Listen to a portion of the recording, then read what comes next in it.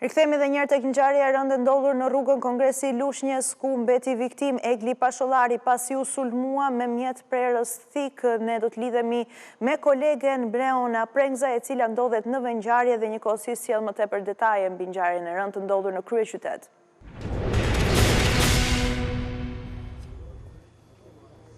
Të përshëndes Bleona, atëherë ti ndodhesh në rrugën Kongresi i Lushnjës, ke pasur mundësi të mbledhësh më tepër informacione mbi këtë ngjarje, cila është edhe arsyeja e përplasjes, kush janë autorët edhe çfarë ka ndodhur që i ka marrë edhe jetën Egli Pashollarit, një të riu në rrugën Kongresi i Lushnjës. Bëhet fjalë për një 31 vjeçar i cili ka mbetur viktim pasi konfliktit të ndodhur pas ditën e sotme këtu në kryeqytet, ku është goditur me thik gjatë një sherrri me dyshohet paraprakisht me 2 persona të tjerë. Ne aktualisht ndodhemi edhe në vendin ku ka ndodhur ngjarja. Ndihmën e operatorit do të kemi mundësi të shikojmë edhe vendin ku ka ndodhur ngjarja e rëndë, ku viktim mbeti Egli Pashollari, 31 vjeç. Mësohet që fillimisht të ketë nisur një konflikt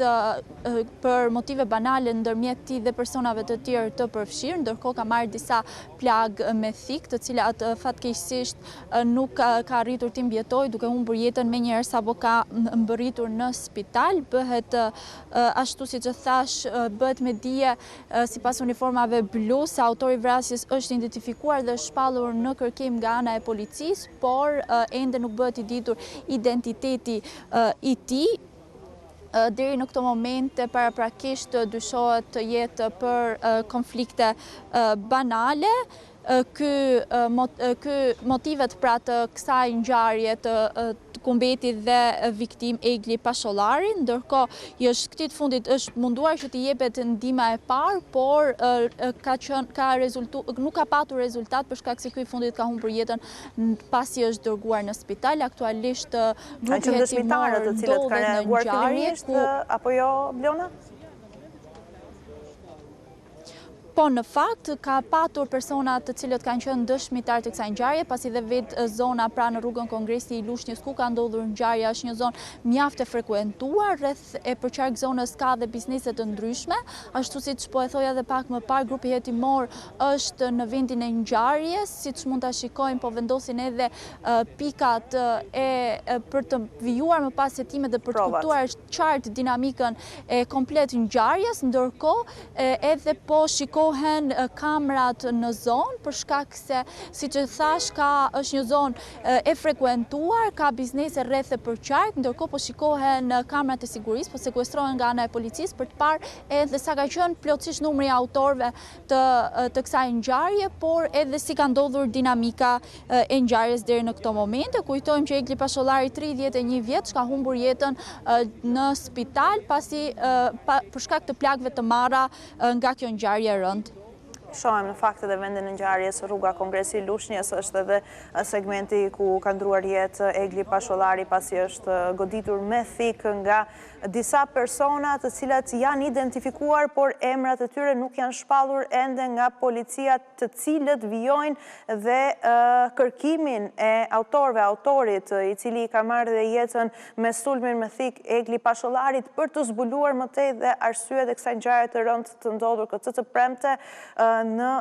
kryeqytet, në rrugën Kongresi i Lushnjës. Kolegja Bleona Prengza i së bashku me grupin e punës ABC News ndodhet në ngjarje dhe po na japin edhe pamje të drejtë për drejta për ekranin e ABC News të vendit të ngjarjes, i cili duket se po rrethohet pikërisht nga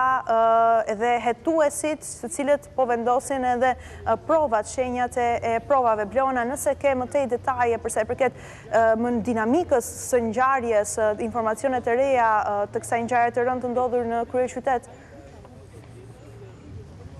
Po, në fakt, jeta viktima Egli Pashollari, sapo ka dalë nga makina, është sulmuar me njëherë nga 3 persona. Sipas burimeve paraprake bëhet me dije se kanë qenë të përfshirë 2 djemë dhe 1 vajzë. Gjatë përleshjes fizike, njëri prej djemëve ka goditur të paktën një herë në kurriz 31 vjeçarin, ndërkohë nga ana tjetër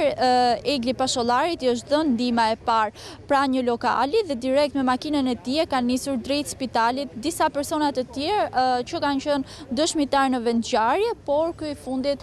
nuk ja ka dalë mban plagëve të marra dhe ka ndërruar jetë në spital. Ndërkohë, sipas informacioneve, autori është identifikuar, nuk është bërë i ditur plotësisht identiteti i tij, por deri në këto momente, sipas burimeve,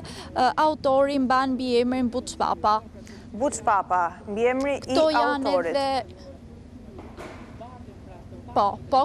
ky është mbiemri i autorit, nuk është bërë i ditur plotësisht identiteti i tij për shkak se, siç mund ta shikojmë edhe nga pamjet, grupi hetimor është ende në vendngjarje, ndërkohë po punohet edhe nga pjesa tjetër e grupit hetimor për